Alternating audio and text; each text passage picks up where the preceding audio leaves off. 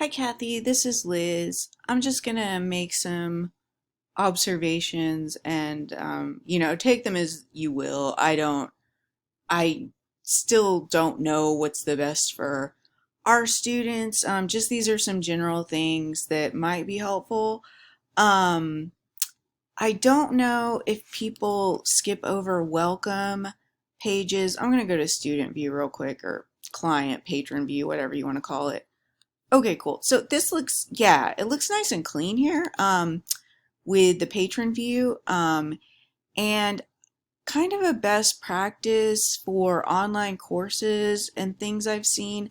I learned this in a Quality Matters uh, certification class. I was able to take it, Texas Women's, and they have this on Desire to Learn, but start here, just like a button or just something that's kind of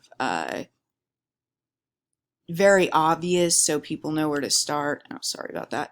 And then just in my experience, sometimes people have struggled who aren't used to these guides to know how to use them. So maybe something in here like how to use this guide, um, if someone is going through all of this as a sort of like a mini course or a review or a lesson, and say something like, sorry, I'm reminding myself how to use this, like a little box here, something like go through the tabs, and then,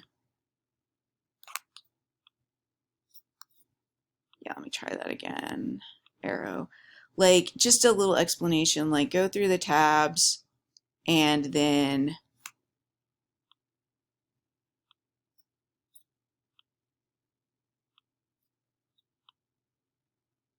go down and then go through each of these one by one and then go through the tabs. And I guess two search worksheets. Okay, awesome. That is gonna be there, I think. This might be for a, yeah, here's a worksheet here. More, yeah, needs links. So this is still a draft, obviously. But this might be a future thing. I'm a fan of, we don't have it yet, but LibWizard, you can put in tutorials. So that might be, that's a future thing though, that maybe would be good, maybe not, I'm not sure. But that's just something that, like I maybe would do welcome, start here, and then blah, blah, blah, just a little thing like how to use this guide. And maybe with the learning objectives, just to keep this all um, aligned, is the instructional designers call it. Uh, and I think students tend to skip over objectives, but if there was instruction here, like go one by one through the tabs and then go down these buttons, go one by one through the tabs, just to have as many objectives as yeah, that the tabs are. So have objectives, background, importance of responsible literature searching, and responsibilities. And maybe I'm just missing something here. Um, like have an objective, like what librarians can and can't do for you.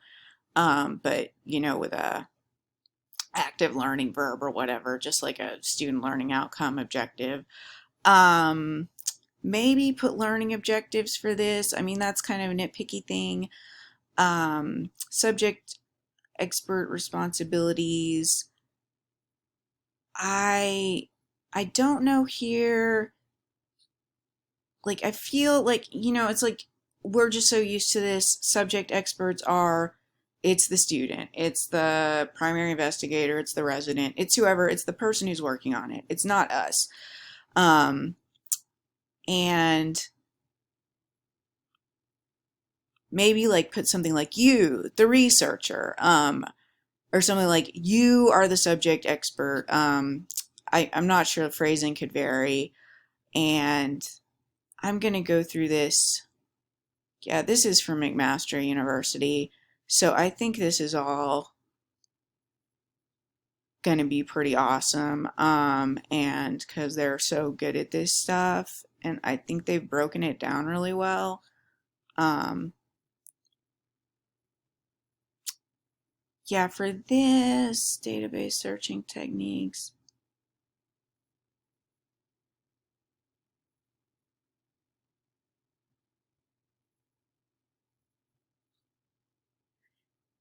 Yeah, I don't remember with this story. Maybe break up the paragraph a little bit more with this quote. I just to make the like it's a death, maybe even bold that or something. I'm trying to, or like from my educational technology degree that I got at UNT, we had to learn about bolding text and color text can help things stand out. And a lot of times with the literature I had to read on that, the results were inconclusive. But just breaking things down, like with the objectives, or I'm sorry, subject expert responsibilities, into smaller chunks can help people like not glaze over it. I know with uh, this group of clients and patrons, they need to read a lot of stuff. So they should be able to, but just maybe spacing it out and like highlighting like somebody died because this research study wasn't good enough would be something to put on there.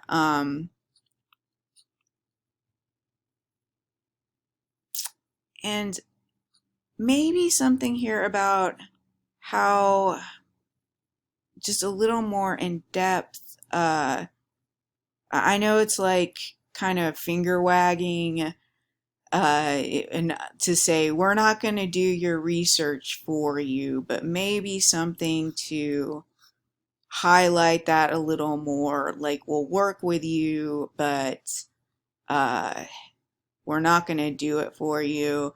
Like this is again stuff I'm getting from my instructional design classes, like and trying to translate that to librarian roles, because the thing that they kind of beat into our heads with that, or was very important, was that instructional designers help design a class or a module or whatever, but they aren't the subject expert. The professor is the subject expert. Um, or for corporate trainings, the CEO or the HR person is the subject expert. And so same deal here. Um, and you've got it all like well laid out. And I'm gonna try to do a bigger comb like with the details and give that to you. That's kind of a like not the copy editing like stuff like that's a John thing, but just kind of laying out that concept with them that like our role and their role is laid out here, but just kind of the contract, quote unquote, we have, or our ethics about we can't do the work for them. It's important to do for them to understand to do this work because it's life or death. They're not going to have um, a librarian helping them, always following them around when they're on the floor or making decisions. So maybe something to that extent. I know like I don't want to be too um like doubting of people's reading ability, but just from my experience with LibGuides, they're kind of clicking through here to like try to see what they need and maybe not reading all this carefully. So I think maybe emphasizing like this is how you use this. It's good for you to go through again with like the little arrows. Just I guess what I'm talking about is like maybe make a little graphic here, say this is how you use it, and then just something simple like da da da arrow here, da da da arrow here, and then make sure to go through all this. And you might be adding in some worksheets and quizzes and stuff. And then the other basic thing is just to point them to these certain things, because in the foundations of research class, or foundations of clinical reasoning, I'm sorry, I think that's what it's called. Like a couple of students were like, I don't know what quantitative and qualitative means. And you have that in here. Let's see, sorry, I don't remember exactly where it is, but say you just want to point someone to the welcome page. We're in a class or we're getting a question through our lib answers or reference or whatever. And you might be planning to do this anyway, but making these friendly URLs is nice because people can just bookmark them and they're more memorable than, this gobbledygook. So I'm not going to save it, but responsible.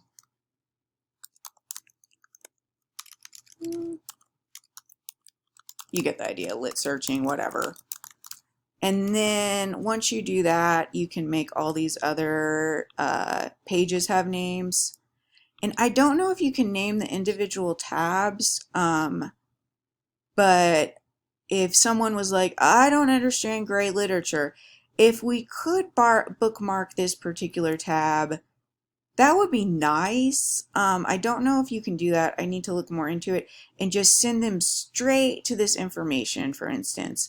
That would be cool. But I mean, it's not that hard to be like if you did, what it would basically be was, if we called this responsible literature searching, then it would be / information resources. So we could send them straight here, of course, and then say, click on the gray literature tab.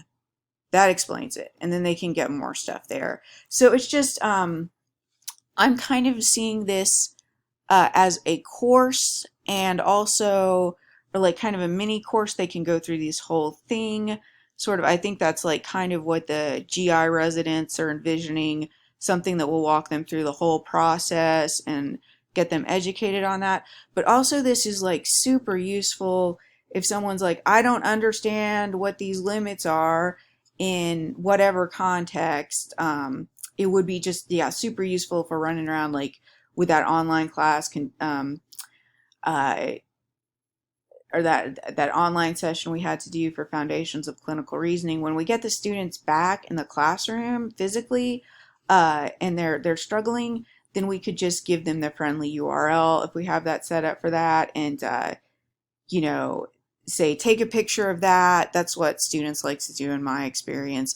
I used to print out, or we started printing out, like, because people did not remember this URL, or our website was kind of a mess and they had to click down a bunch of times to find y'all's is better, but like ours was confusing, so they had to click to get to like the nursing lib guide or the a certain business research lib guide. So giving them this friendly URL, if they were just like responsible lit searching, and people today, like, they just take a picture on their phone sometimes. So if someone really seems to need this, you could email this to them, or they could email it to themselves, or take a picture on their phone, and then they should do that, like save this guide somewhere. I mean, I think, with our database, sorry, not our database, our website, I think that it's just better. Like UD's website really needed a redesign,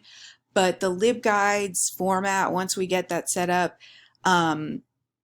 DTSP is going to do a good job with it, but it can be sort of confusing. So I like having just like a URL. If you're going to be using this a lot, bookmark it, yada yada, have it stored somewhere so you can get right there. And if this seems important to someone, they can put that right there. Just have a link to this certain thing that they need, a certain bit of information. And I'm sorry, I'm kind of doing big picture stuff.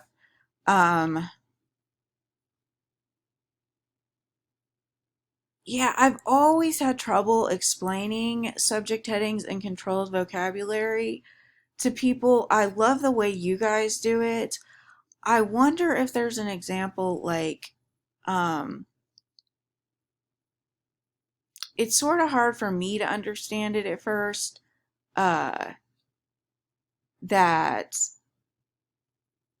just maybe emphasizing that there are full-time people who are going through here and doing uh, the mesh subheadings, and maybe putting this in, yeah, maybe leaving this here, but like I don't know if just the lay people who aren't librarians or information specialists, like what are indexers? So maybe like a little bit of language like uh, there are people who do this. And I'm thinking about trying to explain it. I don't have a good, concise explanation in my mind, but how, like, kind of the algorithm, the AI, so to speak, works with the mapping, and then the mesh is humans, the keywords are other humans.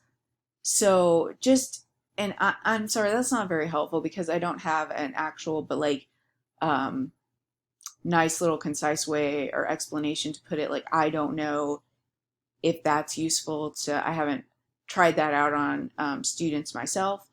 But yeah, I've always struggled with that just in teaching, to do that quickly for students, and like everyday language, da da da da da. Like, I just wonder if there's, I worry about lay people, students, not totally grasping this. And this explanation is good. I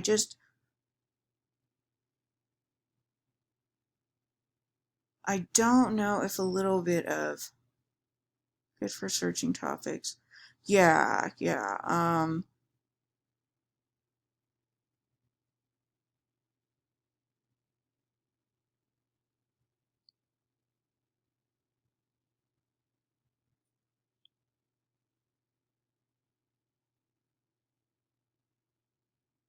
I'm gonna pause this while I look at this. And okay, so I realize there's appendices here that have more information. I saw that that goes there.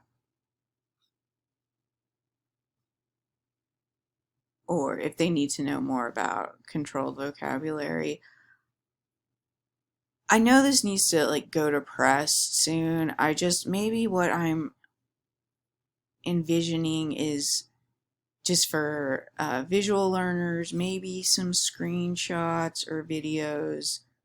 And it's just hard because I know what this is talking about, because I have just known about controlled vocabulary and the sources and all that stuff for years.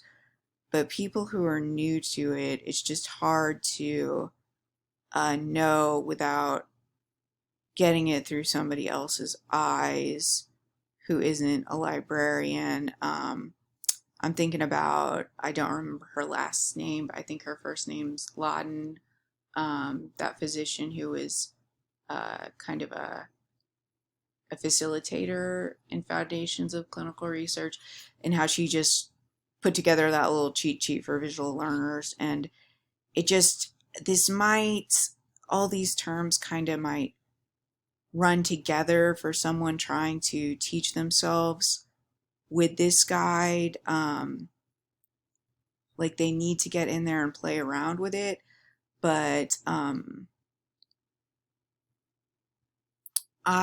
kind of a text learner, but sometimes I need the visuals too. I'm just not a visual person as much as many people at all. But this is just a lot of text here, and I think with your handouts, you have more screenshots or like little um, pictures, and the charts are good too. Literature search process, literature step, research. Yeah, like that's shorter. Question. Yeah, this is what I was talking about. Like, if I could have just grabbed this and sent it to those students who are like, I don't know what qualitative was, that would make me feel better. because we didn't have time to go into that in their little team-based learning sessions. Um, Qualitative PS model.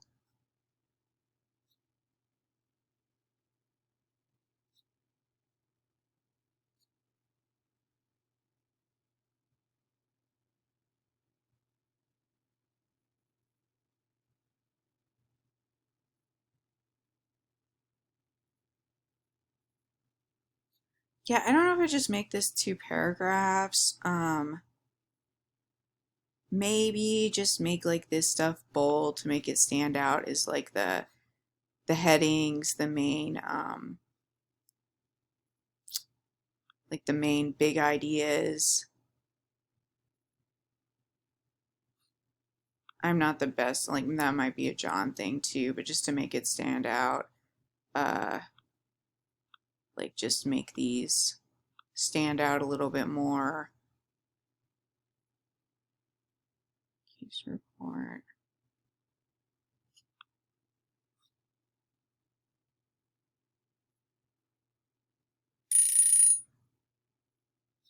Yeah, and this Pico is great. Like having this chart here, I think that's good for just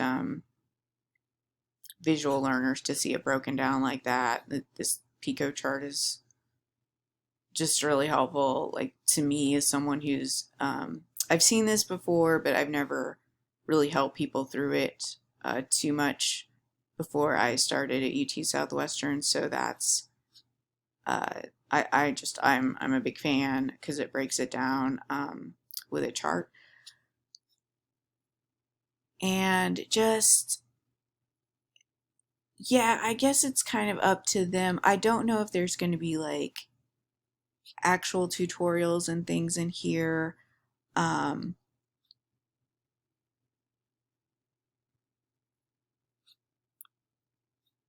yeah, like this little,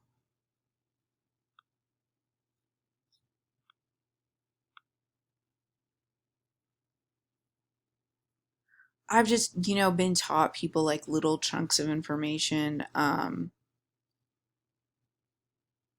or maybe breaking it up a little bit. I mean, this is just,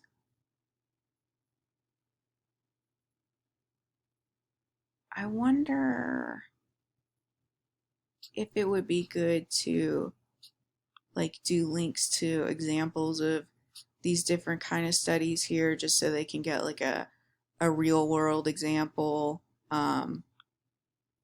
one or two,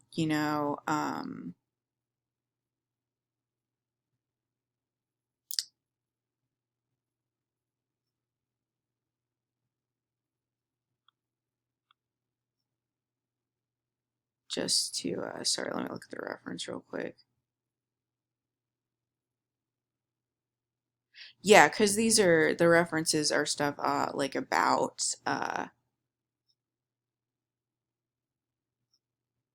the types of studies and how to do them and whatnot. But maybe something like da da da. Here's a cohort study from 2019 or whatever, and just to have an example there. Preference, proximity.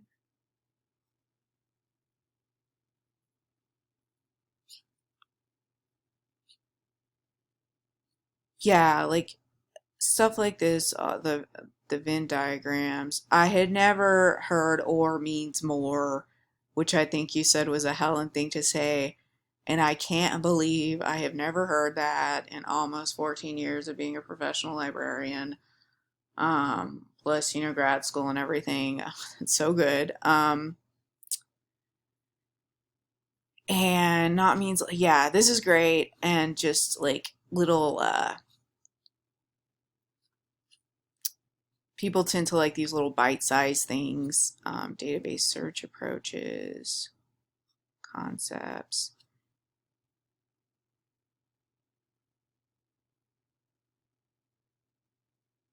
And I don't know for these longer ones, like you can do this. I never know if this is just too much work. Like I think you can go in here and make like like maybe a mini table of contents here. Maybe this is like spoon feeding too much, but I'm not going to save this. But building blocks.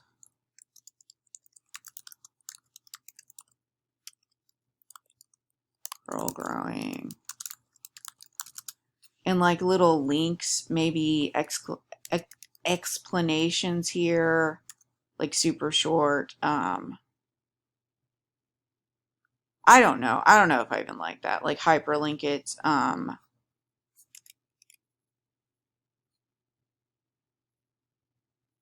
Like I said, I've dealt with a lot of very smart undergrads in recent years, but um, maybe like business MBAs want a shortcut sometimes. And this student I shadowed, you doing the ITS session with, like you said, she wanted a little bit of spoon feeding.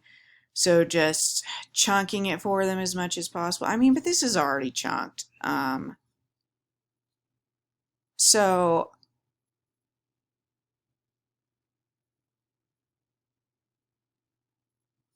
it's not like people in the sciences don't have to read long blocks of text. So I don't want to make it too, you know, like you got to have this and this and that to get through this because this isn't that long. It's a summary. Searching by parts of a citation. Personal preference.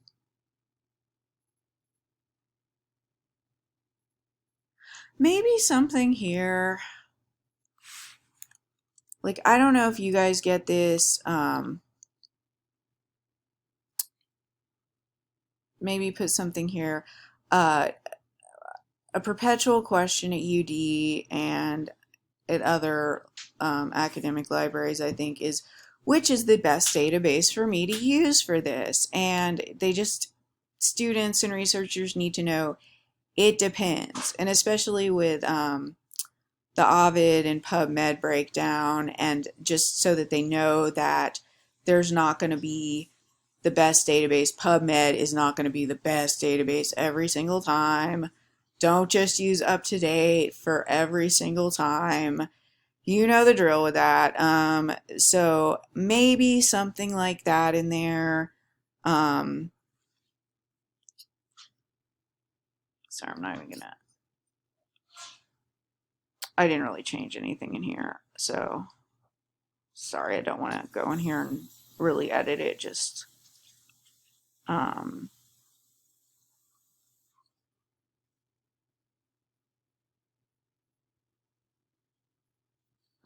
yeah, I've already kind of talked about that. Just maybe indexers explain it a little bit more. Order of preference. Oh yeah, this is good.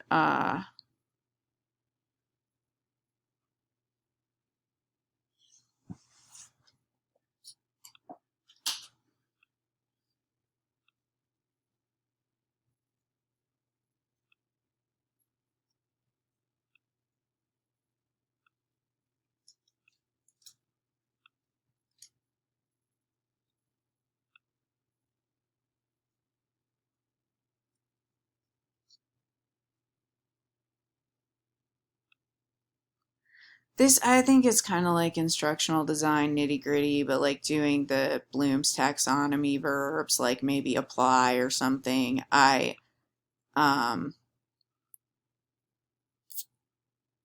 I honestly, I mean, that's important, but just, let's see if I can hang on a sec.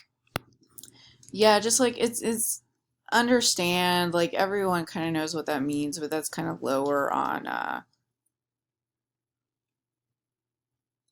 the pyramid of, critical thinking, I suppose. So that might just be something to think about, using these different verbs for or taking another look at that for your objectives.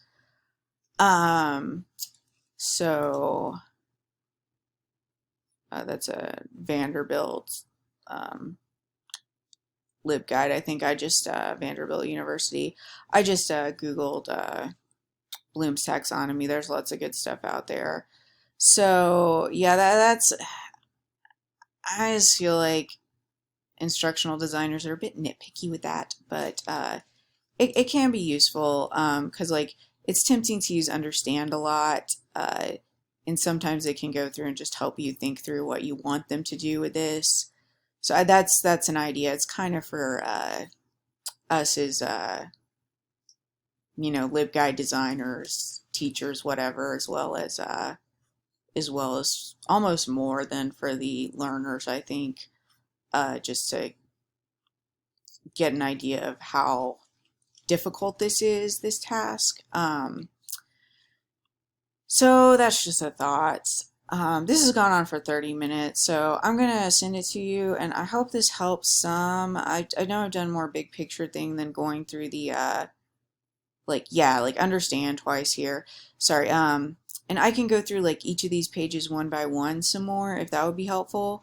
But yeah, that's just kind of my take on it from my point of view, like previous education and experience with students. Again, there's stuff I just, don't get yet about our clients because I've only worked with them for like about a month, a little less than a month. But yeah, obviously, especially the med students, they just get lost or they grew up with Google, most of them. They want to take that keyword way out. So just maybe breaking it up, putting in some visual stuff. I'm assuming that this can be revised later on. I know it needs to be good to go very soon, but it's just like a constant revision with these things. So those are just some thoughts. And yeah, hope this helps. I'm gonna try to upload this and send it to you now, but just let me know if you have any questions about this, and yeah, if it'll help for me to do like I can do some shorter videos. And let me know if this video works or if you want me to like just put out bullet points would be better. This is just kind of how I'm looking at it in real time. So yeah, if you'd prefer like different way of feedback, just let me know. But yeah, I'm gonna stop it now. So yeah, hope it helps and just let me know. Sorry. Maybe for some of these longer ones,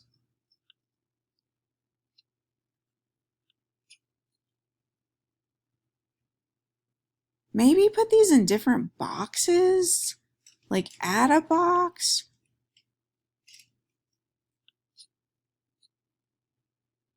Or you could put a box over here. I don't know. Maybe I'm thinking too much about that. It shouldn't really matter. Maybe that would just catch people's eyes though if you put oh, I don't know if that would work. Like if that would just confuse people more. Oh, and this is in a tab anyway. I guess you can add. Yeah, you could add another box. But yeah, that's just another formatting thing. I don't know if that's even like it's good to put things above the fold, but if you added a box over here, it would just be real skinny.